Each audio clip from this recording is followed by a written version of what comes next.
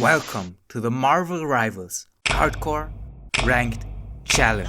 The rules are pretty simple. I have to climb all the way to Grandmaster, but there's a catch. If I lose a match with a hero, they are gone forever. Can I reach the top without running out of heroes? Stick around to find out. Hey, if you'd like to help me grow, remember to leave a sub. And thank you guys so much, because in last episode we finally reached 100, which is so crazy to say. To kick off our first match in Silver, I decided going for Groot. With Penny Parker being our only tank, I figured we were lacking one of the tankier, wall-based tanks. And since the only two I had left after losing Magneto were Strange and Groot, I had to save the stronger pick for later. And it was a sweep. We managed to keep them from capturing the first point for a significant amount of time. And even when they inevitably captured it and began the convoy, we made them work hard for every inch, stopping them before they even reached the first checkpoint. I was very proud of my wall placement, often separating the healer from tank and isolating players from their team, earning us the first victory in Silver tier. After securing another quick victory with Squirrel Girl, my confidence was soaring, but riding a wave of confidence can only take you so far. Soon, the Silver tier would remind me why this challenge is anything but easy.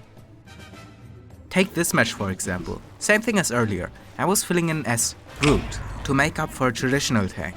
After failing to stop their convoy in the first round, now it was up to us to push ours as far as they did in the previous round and then hope to deliver in the tiebreak. And we started off with some good momentum, getting out of the gates swiftly, but overextending into the enemy team earned me a sudden death. Although I got revived by Rocket, there was still a wall of enemies ahead of us that was up to us to break. A wall that only got fortified by an extremely early Lunar Snow ult, followed up by an absolutely wasted ult on my part. But luckily, our Rocket did not waste his ult as much as me, and with the help of his boost, our team rallied itself and started picking out enemies one after another, winning our first team fight and giving us hard-earned and much needed breathing room in this matchup. But for some reason, certain members of our team decided to try and build on our momentum, instead of catching our breath and regrouping, massively overextending and leaving me and the Hawkeye back to push and defend the convoy once they died. Naturally, we were ran over by the remaining enemy team. After that, we gave it our all to regain control of the convoy, fighting hard to push forward.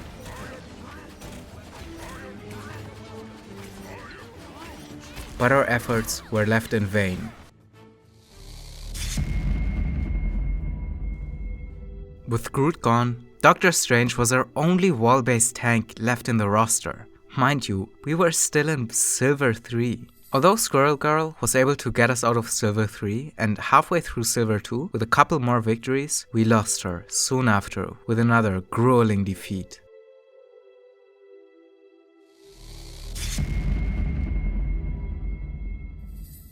We were in a dire situation, in desperate need of some divine intervention, and who better to call upon than Thor, the God of Thunder, another high-tier tank. Now, I wasn't very experienced on Thor at all, but going into this, I had watched a guide or two, so I at least knew his general game plan. But it seems like playing as a god also rubs a bit of god complex onto yourself, so overestimating myself, I massively overextended, leading to my death. And therefore, our capturing of the point? Seems like my team actually got something done without me standing, which was a really good sign going into this. But on their next push, Groot did a good job of separating me from my healers, killing me, with my team soon to follow. With the point now in their control, we did our best to re-engage. We seem to have certain momentum with us.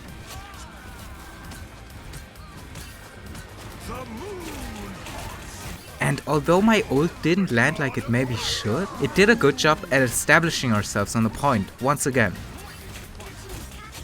But the enemies were not about to let us take it for free, popping multiple ults at once to combat our push. And well, with Hulk effectively separating both our tanks from the healers, it was only a matter of time before they were back in control.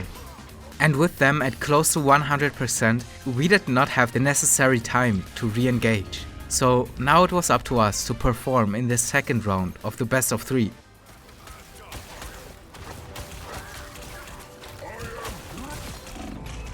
After a messy first clash, the enemies came out on top once again, taking control of the point. But nothing was decided yet. I made my way to the point and was surprised to see nobody was awaiting me.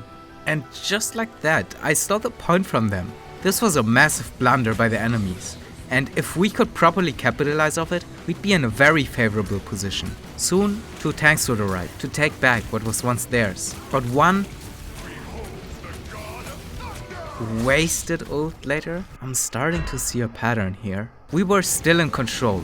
With my Groot and Jeff coming in as reinforcement, we managed to more or less establish ourselves on the point, nearing 60% of capture progress, until our healer was taken out and the rest of our team soon followed. We tried engaging again, but they managed to keep our attempts at pushes at bay. But with the help of Mantis ult, we were able to get a break in their defense.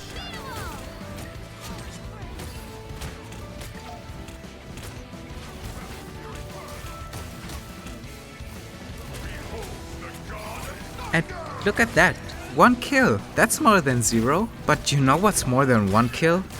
Armed and dangerous! Again!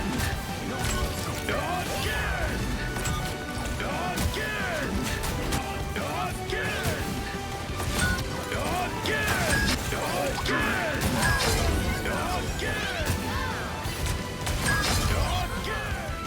And in a stunning fashion, we were able to get a hold of this second set point.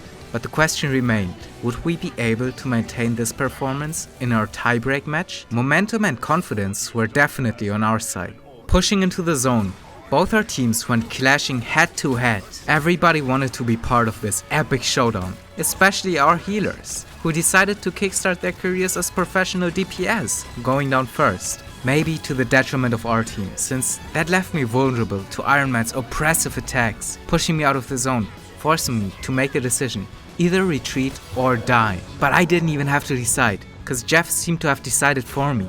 This minor setback later, we were back on the attack. My signature ult was the deciding factor between capturing the zone or not. Once again, I was thinking back to the old teachings of Zhang Shu and figured maybe just like last match, the best defense is a good offense. And so did our team. Trying to capitalize on our momentum, we pushed forward towards their spawn, swiftly taking out Hulk on our advance. But all it took was one Moon Knight ult to remind us that we were not Team Nightmare and we were actually mortal, so humbled and crippled, we retreated to defend what was left of our control over the point. But for them, it was enough to not only push us back to the point, but also return us to our spawn. With their progress nearing 100, it was really time to get more serious about things. We had Thor on the line after all. Losing this match means losing a third tank in this challenge, raising the stakes considerably. A few of our ults chained together made it so that we at least regained footing in the team fight. We took out Hulk, pushed through a storm ult, and managed to kill her soon after. Now things were looking up, and when the dust settled, we had emerged victorious out of this fight. But the war was yet to be decided, with us still needing another 50% of capture progress. And one thing was clear. Enemies were not about to give them up for free. Luckily, I knew exactly what to do in this situation. Waste another ult, and then die. Because then, Jeff could use his ult to throw ulting Luna out of the point, then kill himself, and lose the match. Hey, real quick, if you'd like to help me monetize my videos a little bit, you can check out my shop or my Patreon in the description. Of course, I'm also super grateful if you're just watching till here. I really appreciate it. No, but in all seriousness, losing Thor was another gut-wrenching loss. We were now 3 tanks down, leaving us with only 5 left to get to Grandmaster. One thing was for sure, in the upcoming matches, I cannot afford to lose another tank. I have to start taking much more DPS to compensate and hopefully get us out of silver like that. So I switched, and my choice fell on none other than Scarlet Witch. She was a low tier DPS, and that's exactly what made her so optimal to play. She was a low risk, cause even if I lost, I'd lose one of the worst characters in the game. And with her, we seem to have struck gold. One victory in, and I felt like I could still lose her at any moment. But with the second soon to come, I was starting to feel like I'm getting into a sort of flow here. The third victory in a row had not only gotten me out of Silver 2, but also cemented my confidence in her. I really enjoyed not having to blame myself for having bad aim all game. Her abilities gave me room to be elusive and mobile, while also dishing out a consistent stream of damage. Soon we were edging very close to promoting out of Silver, but I still felt like my Scarlet Witch was yet to be truly tested. And maybe this very next match would be the trial that stood between me and Gold. And I really would have loved this to be a really close, intense match that I could narrate in some cool, entertaining way, but honestly, with teammates that were busier texting in chat, trying to find the culprit to blame, instead of actually playing to their full abilities, the enemy squad wiped the floor with us.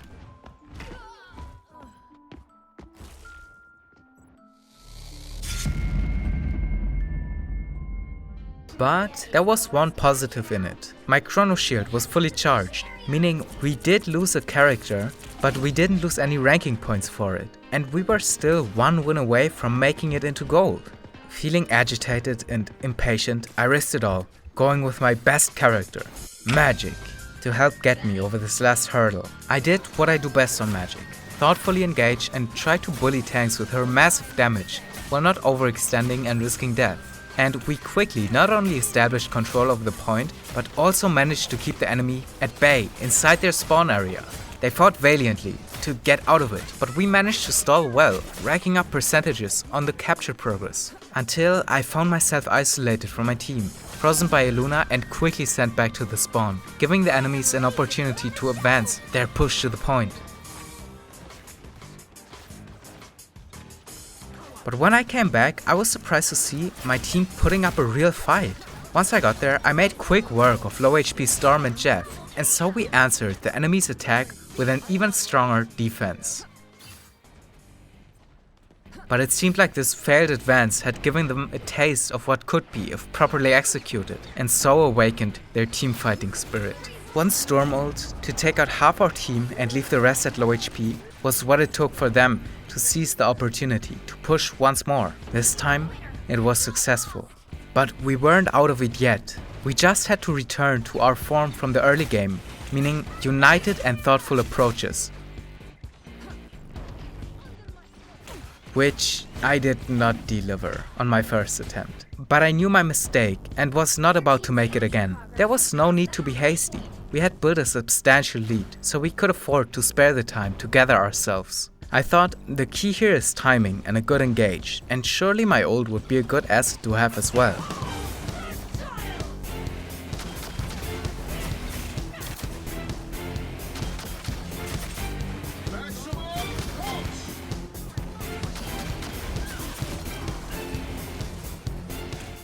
While I was only able to secure one kill with it, the real value lied in giving my team an opportunity to push in, and so we managed to secure the first set point. But the enemies had smelled blood, and our entire team could tell it would take everybody to perform at their A game to secure the second set point, and therefore turn it into a victory. Our first clash was solid.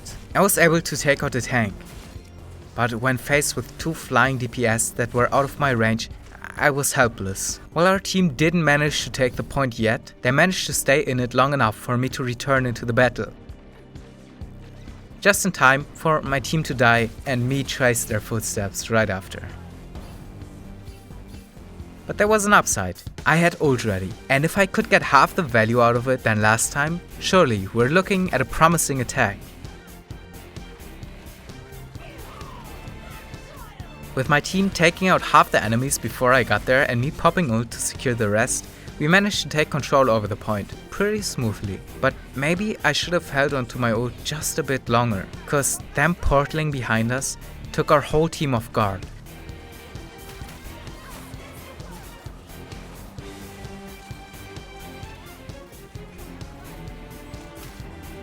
Scattered and overwhelmed, we fell victim to a fruitful enemy push, putting them back into control. And with their capture progress going from 50 upwards, time was not necessarily on our side. I tried to give flanking an attempt, but my timing was very off, allowing all of them to focus me at once, leading to a quick death. And before I could make it back to the point, they had already reached 100%. Meaning, like so often in this challenge, it was up to the tiebreaker to decide whether we promote into gold or we lose my very best hero. It felt like for the very first clash, everybody except me seemed to have their ult saved up. An Eye of Agamotto, followed up by an immediate maximum pulse, could have ended our dreams at victory very early. But no, we all narrowly avoided it, and together we turned the tides, winning the very first teamfight of the set point and capturing the zone. Going into this last set point, I had actually planned on switching something in my strategy. Instead of trying to bully tanks with Magic's massive damage, I decided to channel that towards taking out their healers, and therefore crippling the backbone of the enemy team. And it seemed to work. With one of the healers down, they were hesitant to push, letting us build on our lead. With our capture progress surpassing 50 and steady climbing, soon they gathered only half their forces to make an attempt at another push, but like before, I focused their healer and rotated back to finish their tank. Now the rest of the team came running in, but Stranger's shield doesn't do much against Magic's melee attacks, and after taking him out, I successfully proceeded to take down their cloak and dagger. The enemy seemed to have left their fighting spirit in the last round. And so we promote to gold, and Magic lives to see another day. If you watched all the way till here, thank you so much. I really appreciate it. Stay tuned if you'd like to see if I can make it all the way to Grandmaster without losing all my heroes first.